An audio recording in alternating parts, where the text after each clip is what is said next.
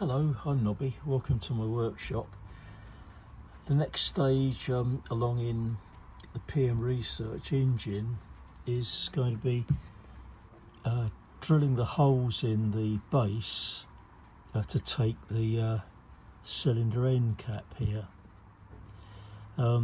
Important thing for me with this is setting this up so that the two holes here are set at the top but are set perfectly square to the base itself. Figured a couple of different checks on it, but what I did to start with was used a couple of parallels on here so that I could move the little cap round to line the holes up, and also use a ruler to check the holes as well, because you do want this to line up really nicely to the base. So on the end cap here you've got clearance holes in here, and you'll also have clearance holes in this end part of the base, so that little screws will pass through the back into the cylinder, and it's the cylinder which will be drilled and tapped to take that. So once that's in position, that will be obviously the holes then will be lined up. Can mount the cylinder on here and then orientate the cylinder so that the cylinder is level, and then transfer the holes through to the cylinder. And then the last job along on this part will be putting the end cap here and lining up the four holes to drill and tap onto the cylinder this end. I'm going to get this set up very accurately, and then what I'll probably need to do is put a tiny little clamp on here to hold it in position so it can't move while I'm drilling the holes. And I'm going to do this on the milling machine, and I've got the milling machine set up with an angle plate, so that I can mount this sort of this way up on the milling machine, so that I can then mark the positions of the holes, and obviously then I can remove this and then drill the holes through. So I've got the base sort of firmly clamped down onto my fixture plate to enable me to do this. So I'll fiddle around for a bit setting this up accurately, or as accurately as I can possibly get it. And I mentioned before, when I drilled these, the unusual configuration of the holes compared to the ordinary cap on the other end of the cylinder. But you can see that if you're looking at the back here, that the problem you've got, if I pull that out, so you'll have the two holes here, so that they will come through on this side here, still giving you room to mount them in and tighten them up. And of course the bottom hole will fall right down inside here. And I noticed that on the casting there is a bit of added casting sort of right down inside here to enable that bottom one to line up. I guess that's going to be quite a difficult one to tighten in. The ideal thing would be to have, I guess, this sort of tubular spanners for BA screws. That would be the ideal way of doing it, but I don't have any of those. I have a few BA spanners, Terry type, which I don't think I'm going to be able to fit them in there, but I have an idea to be able to do that, to make a little tool that will push through the the back here to tighten that bottom one up. So that's going to be the next job, lining this up, marking everything out, and then drilling the holes.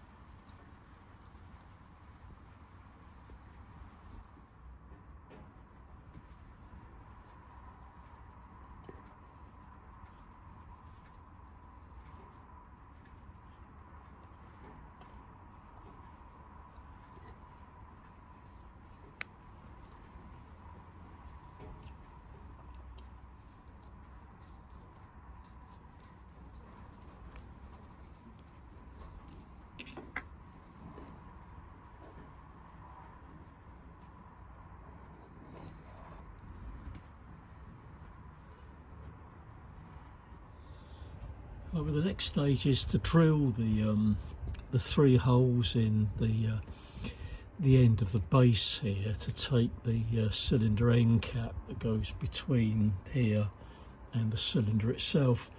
You can see I'm sorry, not the camera. Then you can see I'm quite close between the chuck at its lowest point and the top here.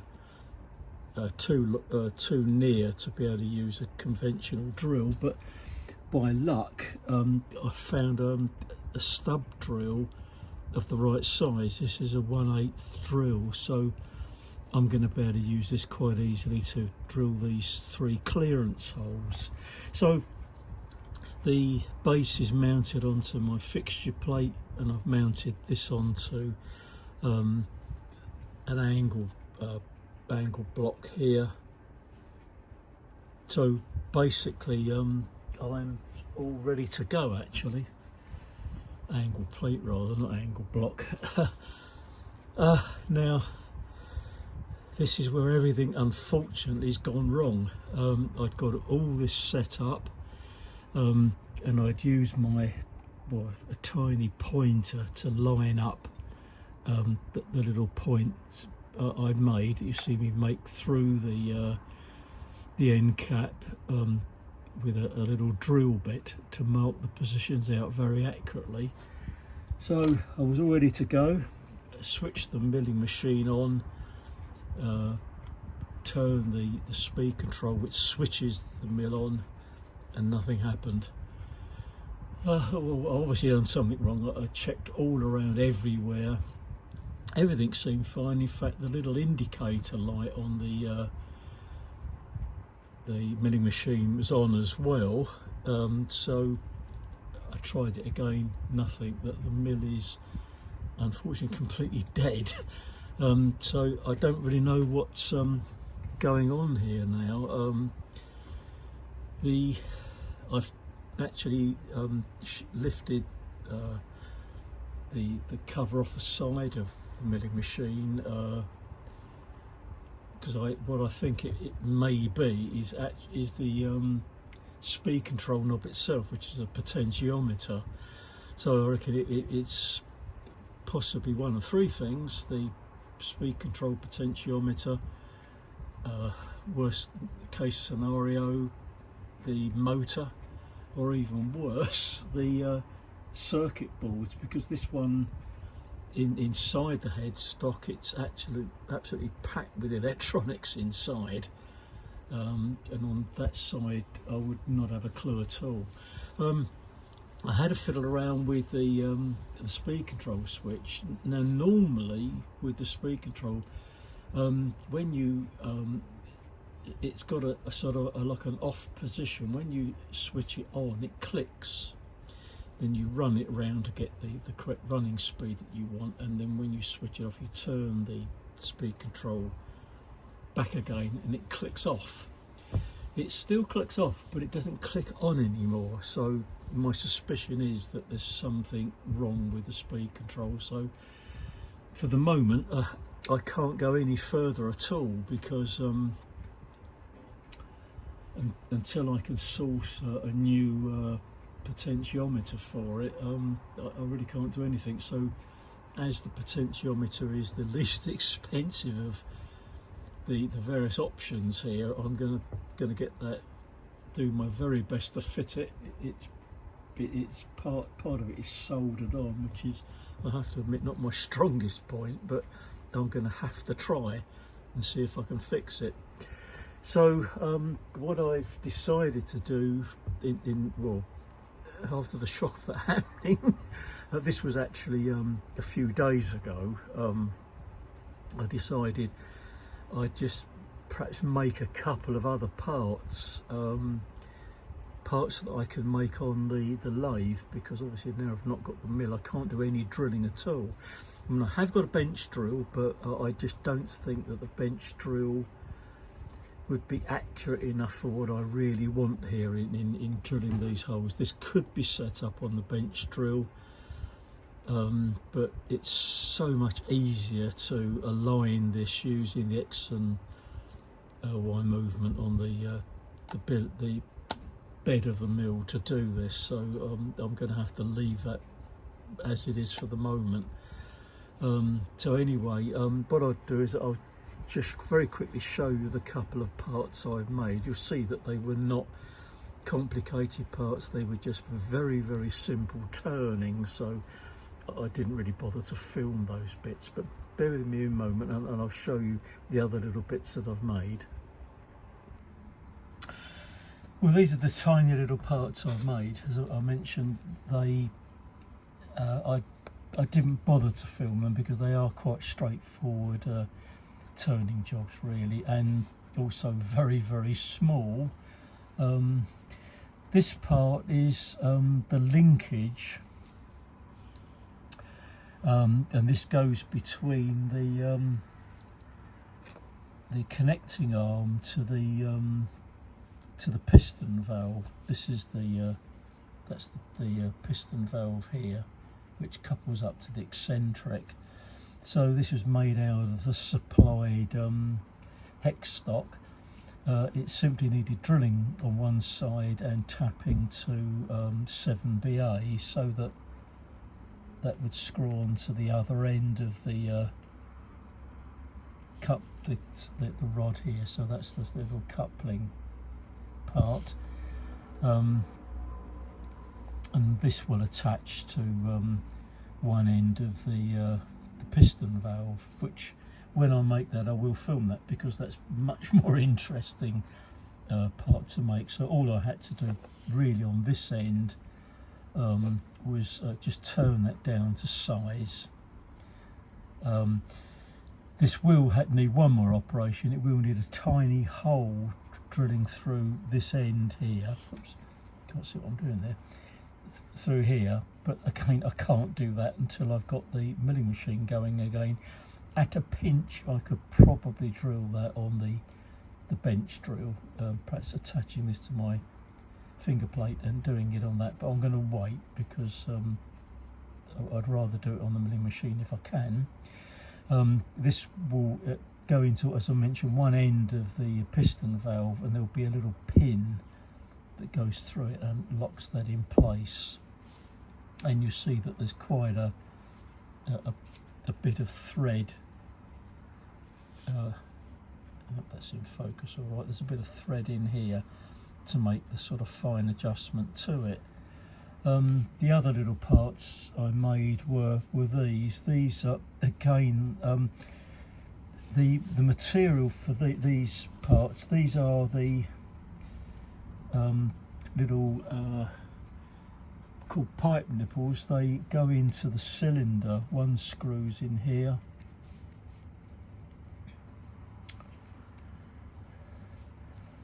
in there, and the other one screws in at the side there.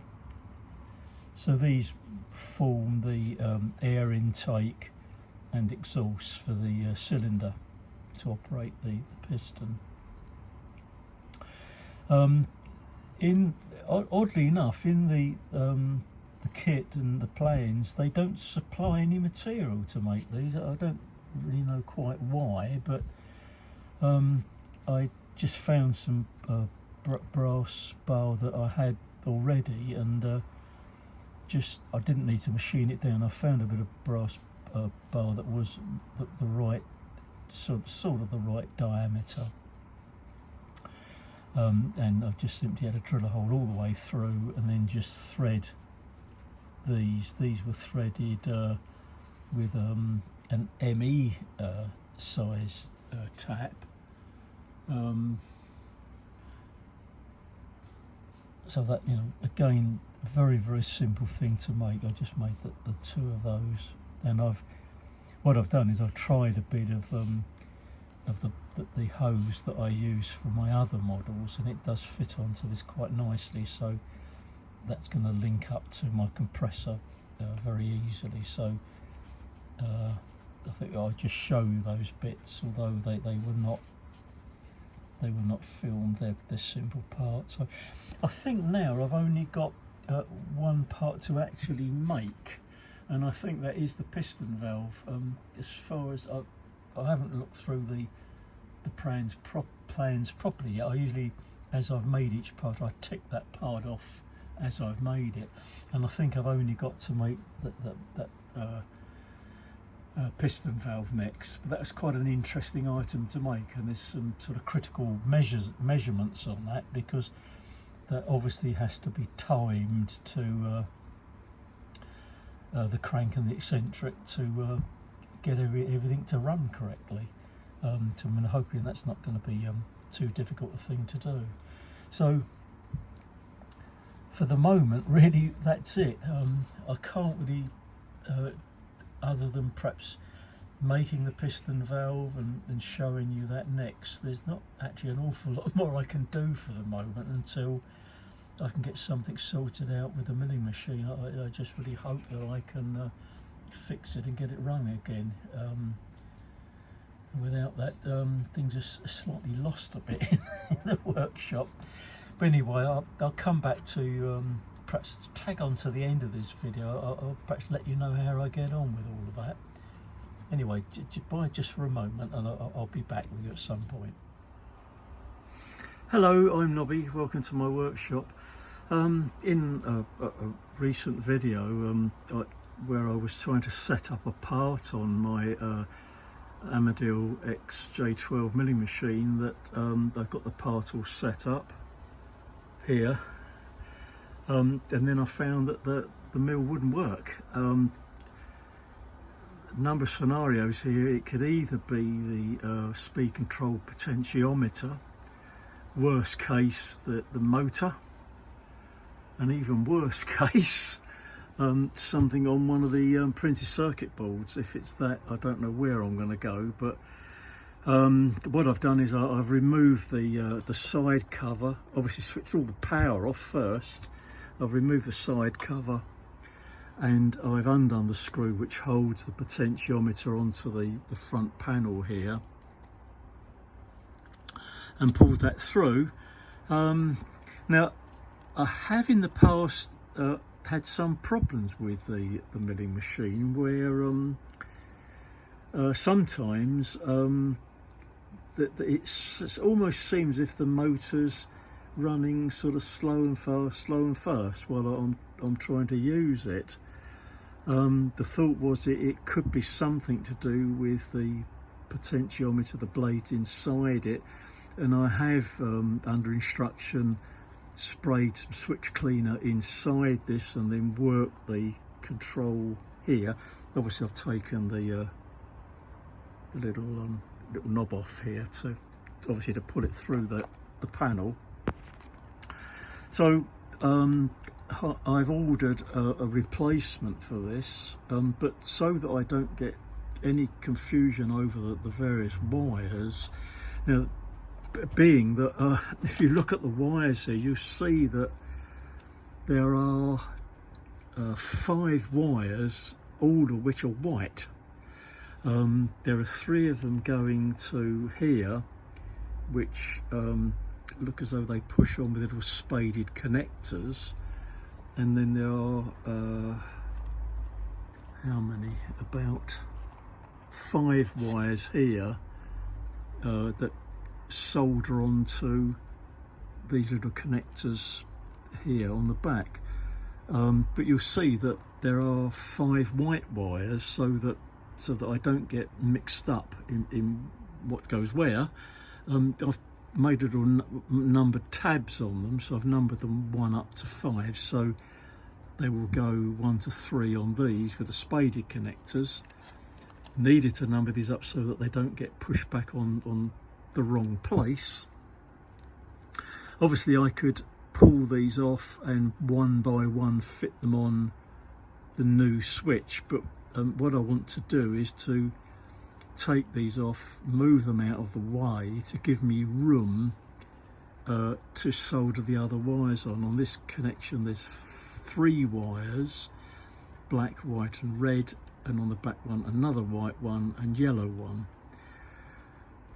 So that's the next job to do that. I'm going to try sort of pulling these off and then desolder these, and then hopefully be able to resolder the wires back onto a new switch. I have to admit I'm not the best person in the world at soldering, so even something like this is going to be a bit of a challenge, but I've got to try, because I can't sort of take this. I don't know that Amadil will do any repair work. I can't take this from where I live in Buckinghamshire down to London to get it sorted out. So, and I don't know anyone really that could do this sort of work to help me. It's electronics rather than an electrician, I think, that would tackle something like this, but I don't know anyone that could help me here, so I'm just hoping for the best that I can get this sorted out. I'm not going to film any of the work on trying to fit the new control, because obviously it needs some concentration, and I can't really worry about trying to operate the camera and try and do the soldering at the same time. One thing on the switch though, the switch on this is actually the same, I'm told, as the one on my Amadil lathe, my Chinese mini lathe. Now, I do know that when you turn the knob round to switch this off and on, in each direction there's a click, of audible click. Now it still clicks when I switch it off, but it doesn't switch when I click it on anymore. So my suspicion is that something has happened inside the switch here, and hopefully that is actually what the fault is.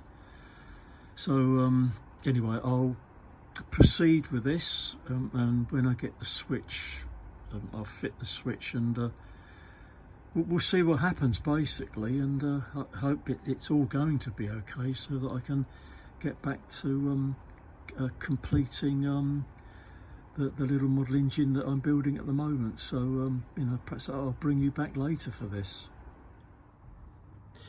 Well, although it only seems like a few seconds have passed, this is actually 10 days later, and during the last 10 days I've been trying to solve the problem of why the milling machine no longer appears to work. I thought it was one of possibly 3 things: the potentiometer or speed control knob, which obviously controls the speed of the running speed of the spindle. Worst case scenario, as I mentioned, the motor, or one of the 2 PCBs in the headstock, the side of the headstock. And my first thought was to order a new potentiometer.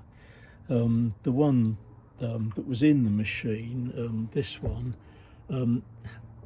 was in fact broken. I had to buy myself a new test meter, which would give me a sort of a digital readout in ohms, so that I could measure from these 3 contacts here to see whether, when I revolved the potentiometer round, whether I was getting correct readings or not, and I wasn't. So this wasn't working at all, and when I received the new one, I fitted that to the mill. The mill did run just for about half a minute, in fact, and then came to a dead stop. So there was obviously something else wrong. I contacted the importers of this lathe, the company called Amadil. Very, very helpful people there. Hugh and Luke both helped me out, and they said, well, what you can initially do is check whether the motor is running or not. So they told me how to test the motor, literally using a 9-volt alkaline battery. I connected that in the way they suggested, and yes, that the motor did actually turn. There's enough power from the 9-volt to actually just to get the motor running, obviously not at speed, but enough to confirm whether the motor was running or not. I also checked their instruction, the brushes in the motor. This is a brushed motor, and the brushes seem to be okay. They're not even half worn, so the brushes were okay. So that sort of confirmed that the motor was okay. I got back to them and they offered to email me a copy of the printed circuit board, the diagram, but rather of the two printed circuit boards, and they also sent me a list of all the different things that I could check to see if the boards were working okay. So bearing in mind I have no knowledge of electronics at all, but I was able to follow most of the instruction that they sent me, and I discovered that there was actually on about the third item that they said to check on this list, I discovered that I was getting a 240 volt input, but I wasn't getting the DC output. When I connected for that test, the test meter I was using just literally fluctuated and didn't give you a sort of a scaled reading. So it sort of indicated that probably it was the main speed control board that was faulty. There are two boards in here. The speed control board is the larger one, also the most expensive one as well. But anyway, I contacted them again, and I arranged to order one of these. That was sent through to me. That's this is the board I took out. This is the speed control board. Luckily, this is not a difficult thing to fit. The PCB is mounted on sort of a heavy aluminium mount here, so that you've got a sort of a heat sink here. But all the wires that connect to this from the potentiometer and from the other board that literally all push in, they're all on sort of little spaded connectors, so it was actually very, very easy to fit. And then with a deep breath I reconnected the mill, switched it on, and it works. So it was a fault somewhere with this board. Obviously there's nothing you can do about it. I don't know anyone that could check this and do any tests on it. It probably isn't worth the aggravation or expense of doing that, so this just gets binned along with a little potentiometer. So the mill is now working again.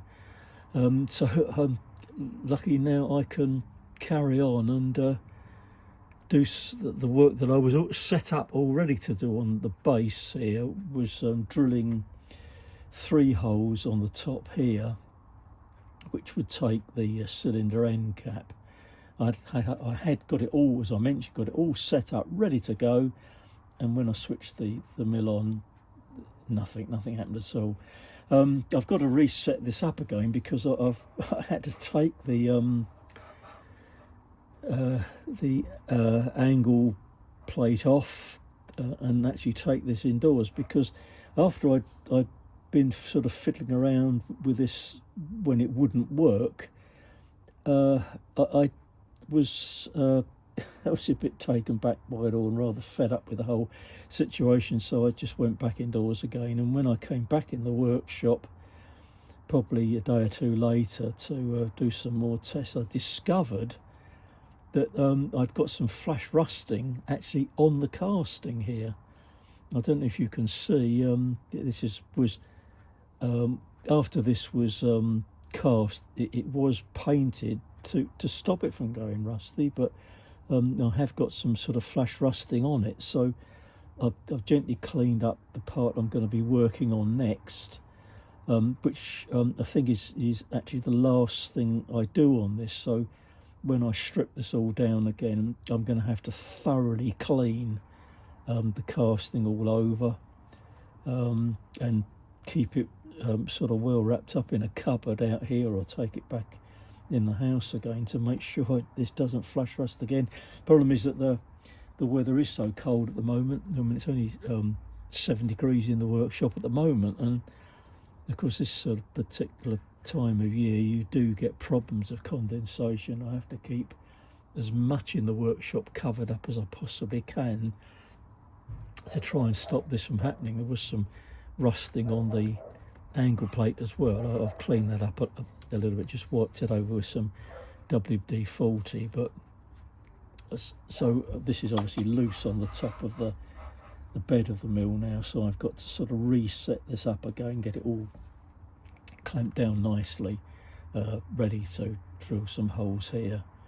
So that'll probably bring you back for that part of things as well, and then I can carry on now with the rest of the work. I'm obviously now getting very close to the end of the build on this. I've only got, I think, one component to make now, which I think already mentioned. That's the piston valve.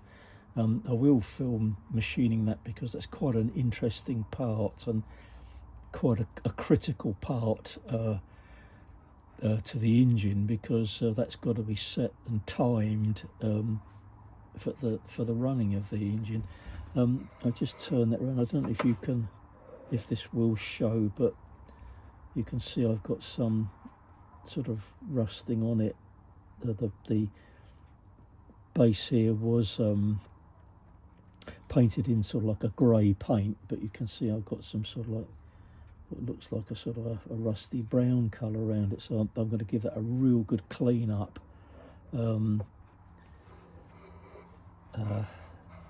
before that pot gets put on one side, but ready for the rest of the build.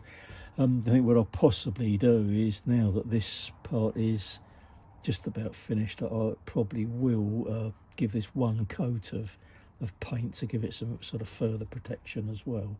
But anyway, I'll bring you back when I've got everything set up and ready to drill these little holes in the top.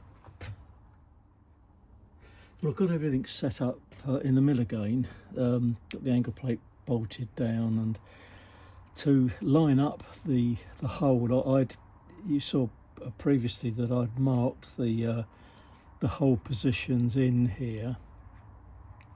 So I positioned it using a tiny pointer, and also to check that I've got the alignment correct, I put the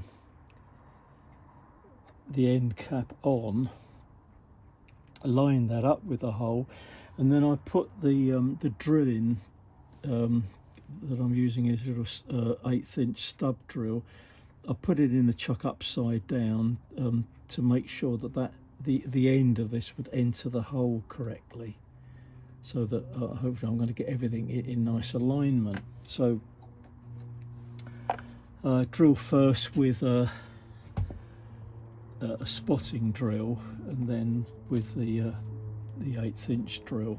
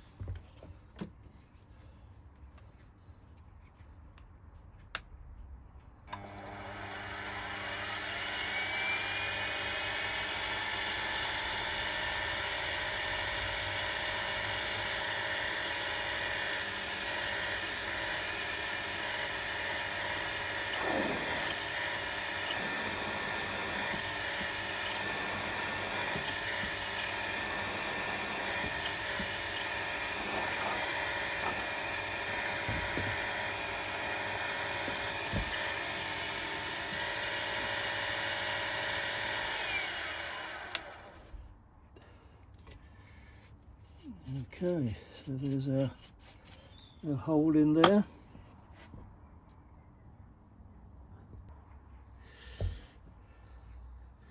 And so if I pop the end cap on and then line that up with a hole, that gives the clearance for the little 5BA screw to go through. So that's all seems to be okay.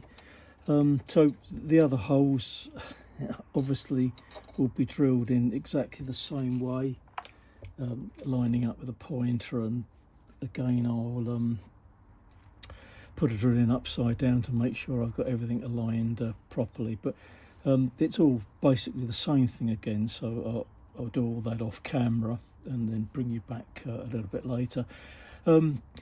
If you've watched any of my sort of earlier videos, there's been a number of people that have commented on the unusual sound that my milling machine had made in the past, and I do know that. I mean, I wondered for a long time what the problem was. Sometimes when you switch the milling machine on, the motor seemed to make sort of a bit of a whirring sound, as if it was sort of the speed was altering all the time. And I thought that originally was a problem with the potentiometer, and on talking to Amadil, they thought it might possibly have been sort of the coldness in the workshop, condensation or whatever. So I had used switch cleaner on the potentiometer to try and cure it, which it didn't really. But what I found I had to do often was to switch the potentiometer on, run the speed up higher than I needed it, and then bring the speed back down again, and then that seemed to cure the problem for a bit. But I mean, I think this was a sign that either, well, the potentiometer switch obviously was broken, that something was going to go. So obviously it was both things, that and the speed board may have ultimately been what was at fault for quite a long time now. So people have mentioned about the unusual noise it was making, and I'm finding now that the milling machine is running, to me seems a lot smoother than it was before. It's quite noisy anyway, but the motor seems to run a lot smoother than it ever did. So hopefully it's going to stay that way for a few more years now. Anyway, I'll bring you back a little bit later. Well, that's worked out okay.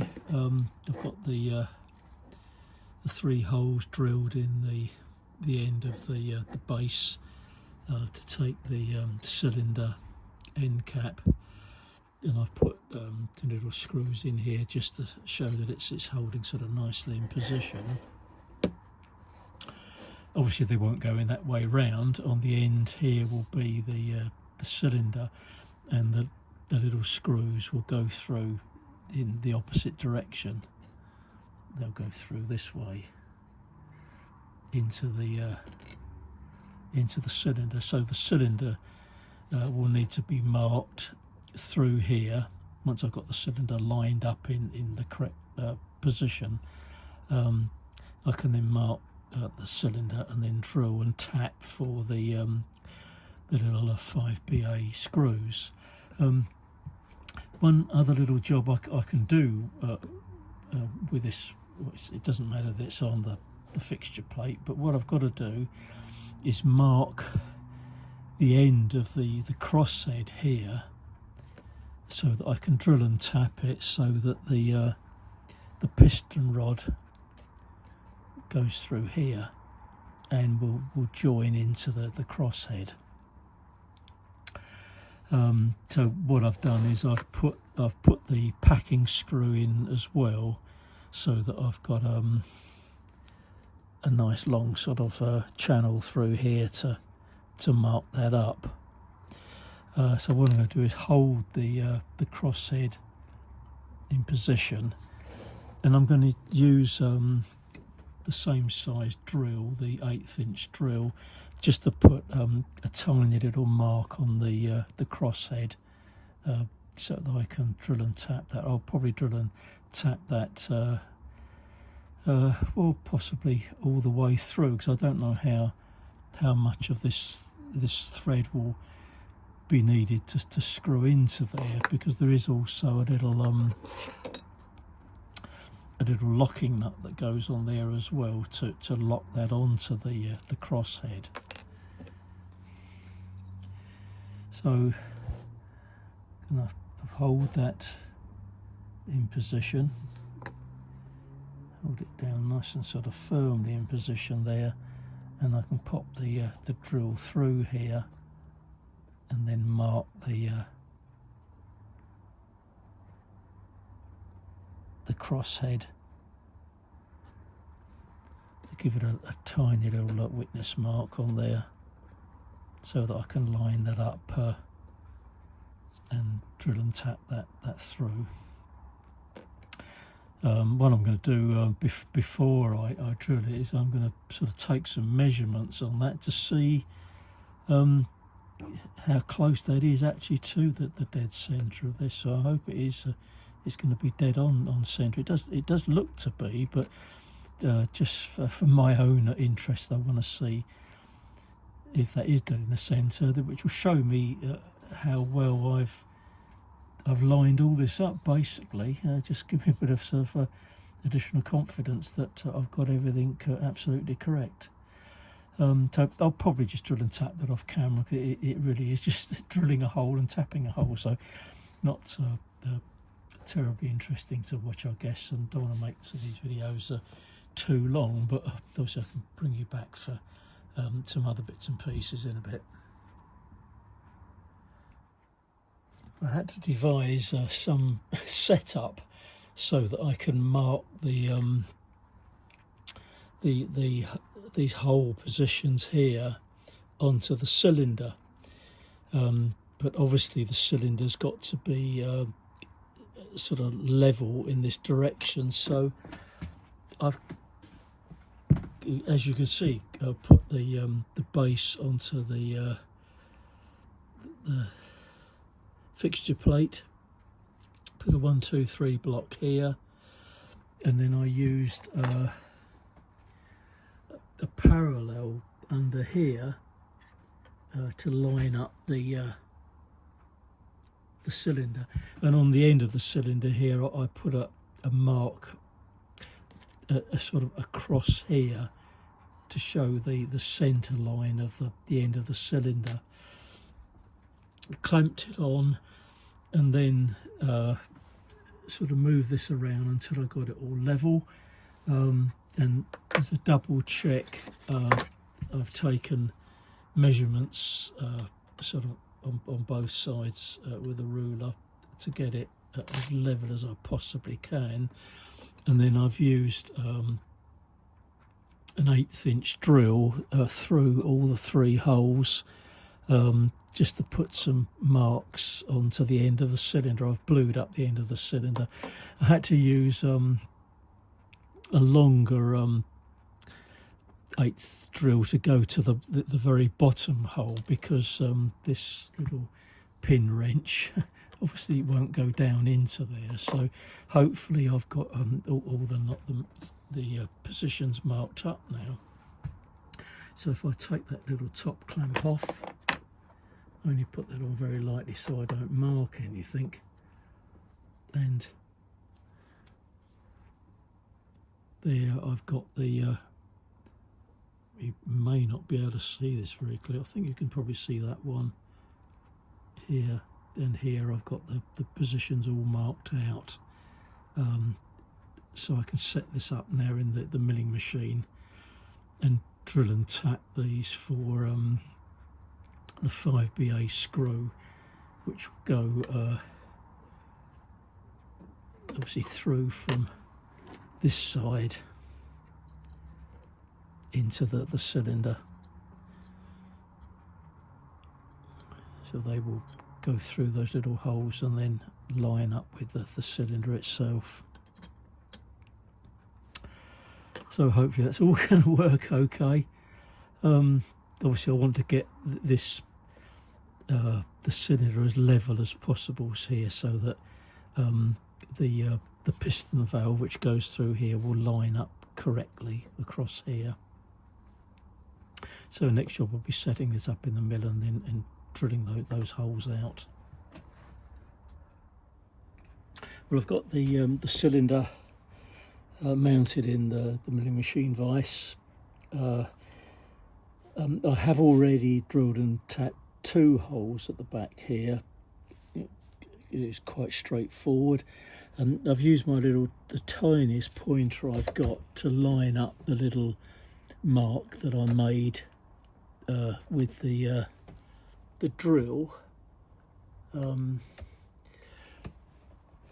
After I'd marked all these 3 holes with the drill, I did very, very lightly centre punch these as well. Not with an automatic punch, I just used the finest normal punch I had and just tapped them very, very lightly just so I could see the position more clearly. So what I've just got to do now is use a spotting drill to mark these out. The drawings show that the screw that goes through the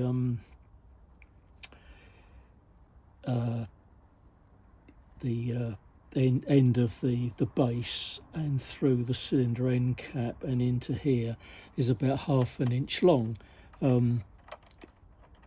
So I'm not sort of drilling in quite that far into these to sort of make up the difference. I'm only sort of taking in as far as I feel safe doing it. It doesn't really matter that the thread I've got on these is certainly long enough to hold everything sort of tightly in place. No problem there. So what I will do once I've got this all set up, I can then try the screws in here and then sort of cut them down to the appropriate length so that they'll hold in position. Right, let's just check in. I've been checking also that the spotting drill lines up as well. It's okay.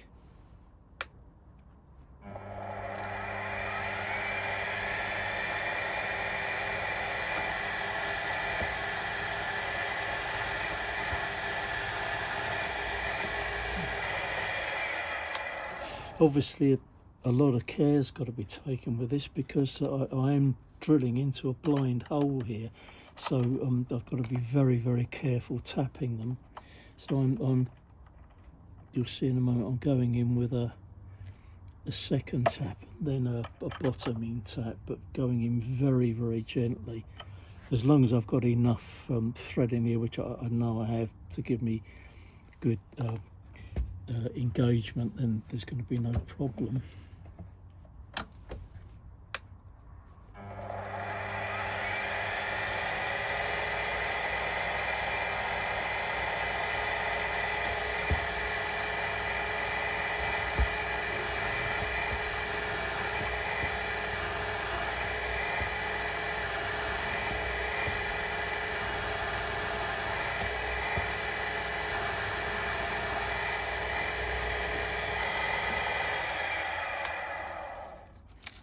Going to be fine.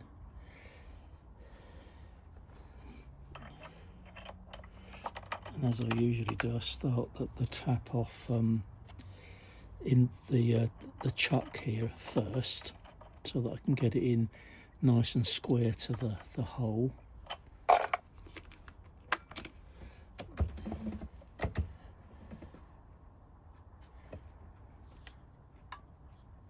Sorry, I'm probably got my hand right in front, so I guess you know what I'm doing anyway.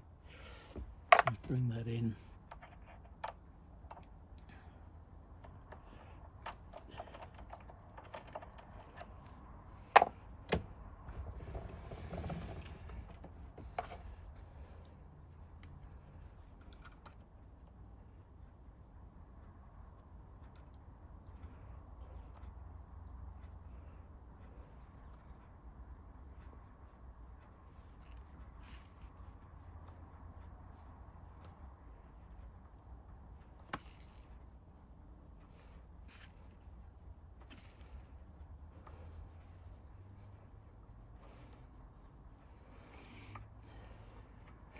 I'm using this tiny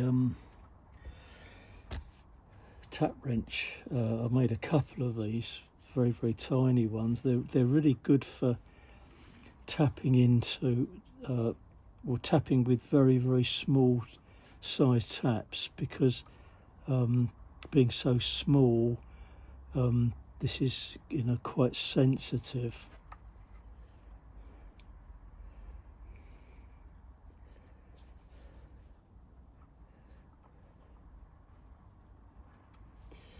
So you can see I've got plenty of thread engagement in there, so there should be no problem at all.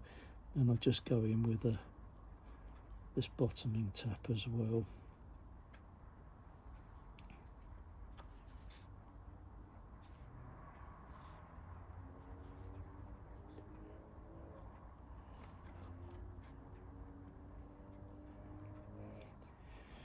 Just give me perhaps another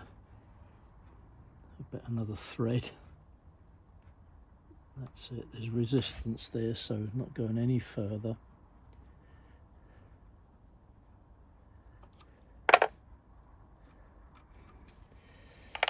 So that hopefully is going to be fine. So I can now remove this and so try setting it all up next. So once I've got this sort of mounted up onto the base, I can then mark out for the other end cap here, which has got four. Will have 4 screws in it, and I can sort of, as I did with this one, sort of line everything up so that the holes come in sort of nice even positions. Now, well, I've got the cylinder mounted on. I've only put it on with 2 screws at the moment, because the other screw, you can probably see the hole is right down inside there, so that's going to be quite a challenge to get that one in, because it's possible that I can get a spanner or something up from the bottom there, but that's not going to be the easiest thing in the world to get that one in, but I've got a sort of a bit of a plan for that anyway. So the screw length that they suggest is about right, actually. That the screws on the plans are about 1/2 inch long. So what I can do now is, now I've got that in, I can is set it up for, if I can find the other cap to go on here. I can set this up and then line it up. Line it up so I can get the screw hole positions lined up sort of nice and level with everything else. And then I've got to drill then for the 4 drill and tap for the 4 screws to go through the back there. So that'll be the next job. So it's set up. Well, obviously this is a temporary measure for the moment, because when this is finally assembled, there'll be a gasket in here as well. I think I showed in an earlier one that I've made the various gaskets for this to go in position. So it's beginning to take shape a lot more now, because I've made so many parts of this. The piston is already made, and I've already drilled the crosshead to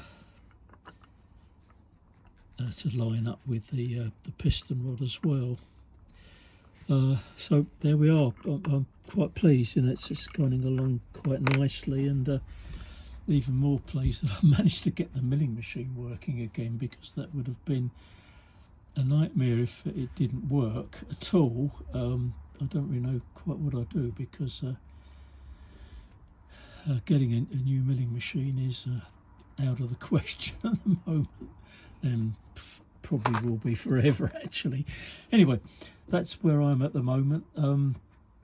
I think this particular video probably is long enough now. So in the next one, I think we'll make the piston valve to go in here, and I'll show you quite a bit on that. Setting this up and drilling that, I'm not going to bother to show that because it's basically much the same as here. It's 4 holes instead of 3, so it's not really worth doing all that again. So thanks very much for joining me in the workshop again, and I'll see you on the next one. Bye bye for now.